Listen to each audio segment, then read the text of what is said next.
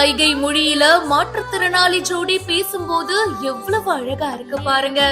ஆசை வலையிடுதா நெஞ்சம் அதில் விழுதா எழுந்திடும் போதும் எம்எல்ஏ முன்னிலையில் நடந்த இலவச திருமணம்.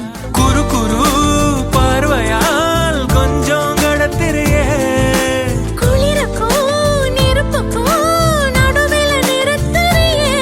தாய் வீடாக மாறிய இந்து சமய அறநிலையத்துறை.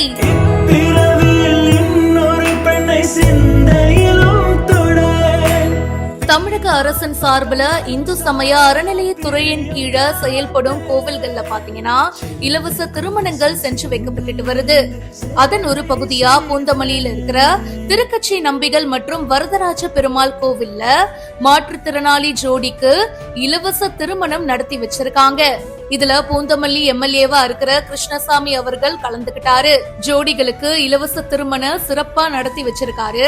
அது மட்டும் இல்லாம தாய் வீட்டுல இருந்து என்ன சீதனெல்லாம் கொடுப்பாங்களோ அதே மாதிரி 4 கிராம் தங்க தாலி, இந்த மாதிரி 70,000 ரூபாய் மதிப்புல சீர்வரிசை பொருட்களும் கொடுத்திருக்காங்க.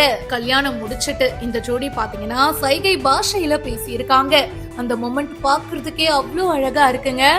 இந்த வீடியோ பத்தின உங்களுடைய கருத்துக்களை கமெண்ட் செக்ஷன்ல சொல்லுங்க. மேலும் பல இன்ட்ரெஸ்டிங்கான விஷயங்களுக்கு இப்பவே பிஹைண்ட் ரூட்ஸை ஃபாலோ பண்ணுங்க.